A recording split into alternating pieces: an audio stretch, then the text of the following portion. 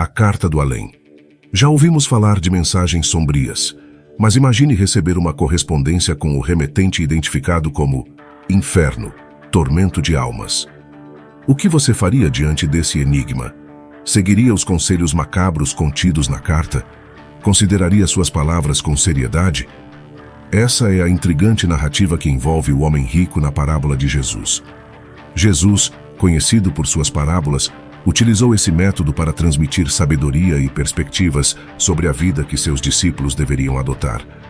Suas histórias, mesmo sendo breves e simples, eram profundas, provocando reflexões intensas. Optou por essa abordagem, permitindo que as pessoas se conectassem com os personagens das narrativas. Um dia, sua narrativa tomou um rumo inusitado. Havia um homem rico que se vestia luxuosamente, celebrando a vida em esplendor todos os dias. À sua porta, jazia um pobre chamado Lázaro, desejando apenas as migalhas que caíam da mesa do opulento. Até os cães vinham lamber suas feridas. Lucas 16, verso 19 ao 21, Bíblia Amplificada. Naquela cultura de festividades escassas, a opulência do homem rico era inegável. Contudo, sua atitude em relação a Lázaro era de ignorância e desprezo. Dois homens, a meros metros de distância diariamente, mas separados por um abismo como o mar.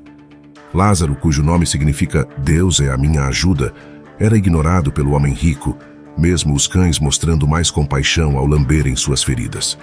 Em uma reviravolta macabra, a morte visita ambos.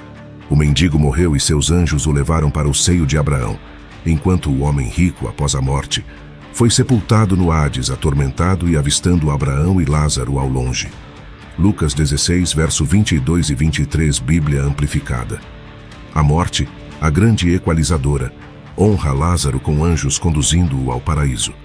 Enquanto o homem rico, embora enterrado com pompas, carece de guias angelicais e encontra-se em um lugar de tormento. Embora vivessem próximos, suas realidades eram antagônicas. Enquanto o rico experimentava miséria e dor, Lázaro desfrutava do conforto na presença de Abraão. Tormentos sem fim, além da imaginação, ecoavam no Hades. Nesta história, Jesus revela um lugar dual. Hades, o abrigo dos mortos. Um destinado à agonia, o outro à consolação, o seio de Abraão. Duas regiões distintas em um mesmo local sombrio. A súplica do homem rico ecoa sombriamente. Pai Abraão, tem misericórdia de mim. Manda Lázaro molhar a ponta do dedo em água para refrescar minha língua, pois estou em tormento neste fogo. Abraão responde: Filho, lembre-se de que em sua vida recebeu conforto enquanto Lázaro sofreu. Agora ele é consolado e você está em tormento. Entre nós um abismo intransponível impede a passagem. A linhagem de Abraão não protegeu o homem rico. Implorando por alívio no fogo, ele recebe a lembrança de suas escolhas terrenas. Enquanto Lázaro é consolado no paraíso, o homem rico enfrenta tormentos severos, separados por um abismo intransponível. Essa narrativa provocativa ressalta que as escolhas terrenas moldam destinos eternos. Não é status social ou herança que determina a posição na vida após a morte, mas sim a resposta à misericórdia divina. Uma advertência sombria para reconsiderarmos nossas prioridades, enquanto ainda há tempo. Da agonia que o aguardava na vida após a morte, o homem rico agora implorava a Abraão. O fato de o homem rico ser próspero não era a razão de seu tormento.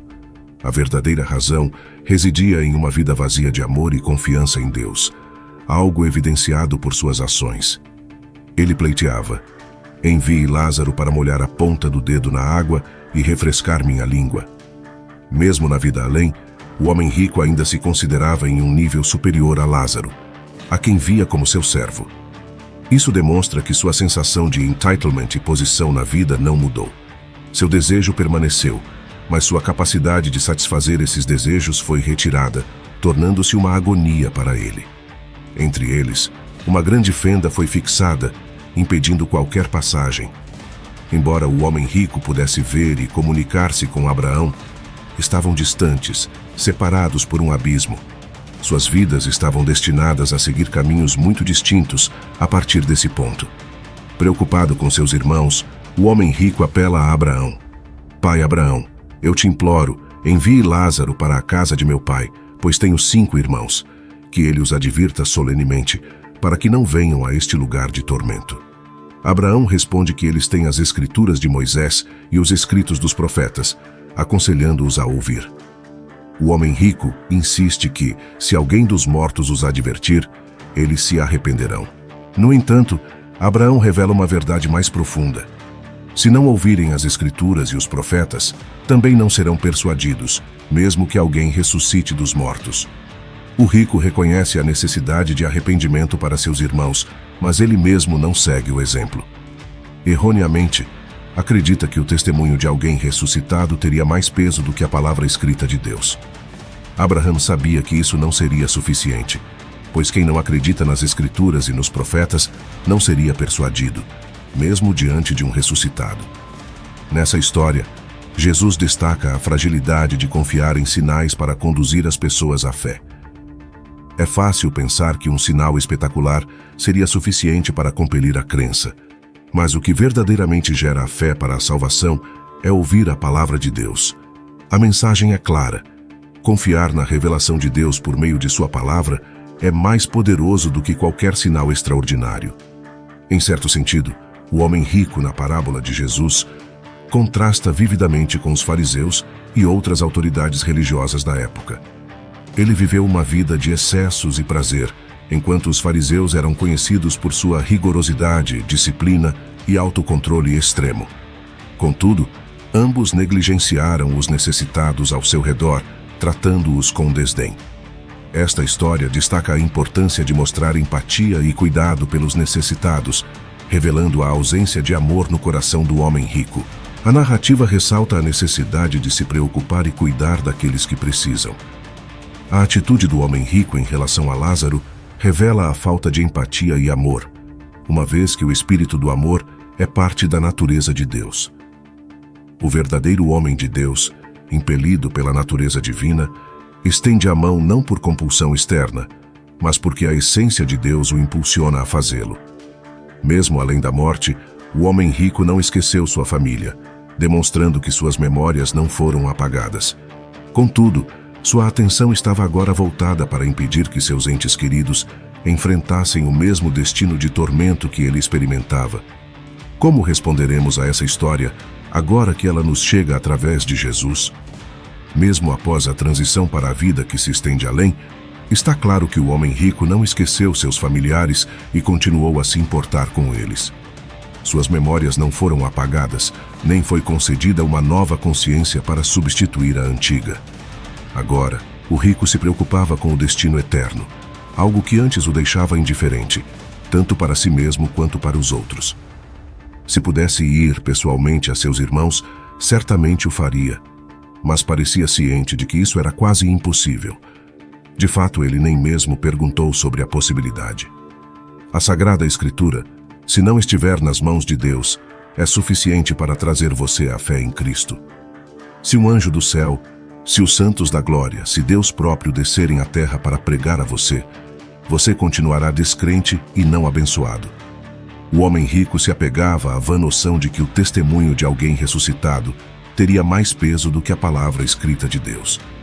Mas mesmo que alguém ressuscitasse dos mortos, não seria o suficiente para convencê-los, pois se não acreditam na palavra de Deus, nem mesmo um ressuscitado os persuadiria. O rico reconhecia a necessidade de arrependimento para seus irmãos, mas sua própria falta de fé o impedia de seguir esse exemplo.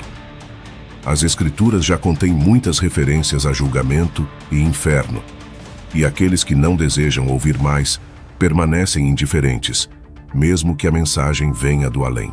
Mesmo quando Jesus ressuscitou dos mortos, muitos não acreditaram. Além disso, um homem chamado Lázaro retornou dos mortos, e os líderes religiosos não acreditaram nele. Nesta história, Jesus destaca a fraqueza de confiar em sinais para conduzir as pessoas à fé. É fácil pensar que se as pessoas vissem um sinal espetacular, seriam compelidas a acreditar. No entanto, o que verdadeiramente gera a fé para a salvação é ouvir a palavra de Deus. A mensagem é clara. Confiar na revelação de Deus por meio de sua palavra é mais poderoso do que qualquer sinal extraordinário. Jesus quer que seus seguidores percorram esse caminho de preocupação deliberada, consistentemente vivendo nossas vidas com a eternidade em vista. A mente do homem rico era dominada por suas posses terrenas, sem consideração para como gastaria sua vida após a morte. Quando ouvimos falar de eternidade, significa um retrato de nossas vidas e para onde iremos após nossa morte física. De acordo com a Bíblia, isso será no céu ou no inferno, destacando que nossas ações nesta vida têm consequências eternas. Por mais pobre que fosse Lázaro, ele era um homem piedoso. Após sua morte, ele foi acolhido no céu, enquanto o homem que viveu sem pensar ou consideração por Deus foi para o inferno. Embora Deus queira que sejamos livres, Ele também espera que não vivamos apenas para nós mesmos, perdendo a consciência sobre nosso destino na vida após a morte. Lucas 9, verso 23 diz: E dizia a todos: Se alguém quer vir após mim, negue-se a si mesmo, tome cada dia a sua cruz e siga-me.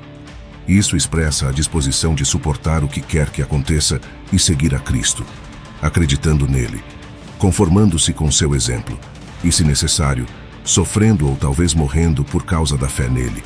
Pois quem quiser salvar a sua vida neste mundo, eventualmente a perderá através da morte. Mas quem perder a sua vida neste mundo por amor a mim, esse é quem a salvará das consequências do pecado e da separação de Deus. Para Deus, a vida dedicada a agradá-lo levou Lázaro ao céu, e essa deve ser nossa prioridade também. Tudo sobre a vida na terra é temporal. Profissões, habilidades, qualificações educacionais, fé, relacionamentos ou poder. Nada disso significa algo depois que uma pessoa morre, pois iniciaremos uma nova vida na eternidade. A pergunta é: o que Deus dirá a você quando chegar ao seu trono de julgamento? Mas eu lhes digo que no dia do juízo, os homens prestarão contas de toda palavra inútil que tiverem falado, pois por suas palavras vocês serão absolvidos, e por suas palavras serão condenados.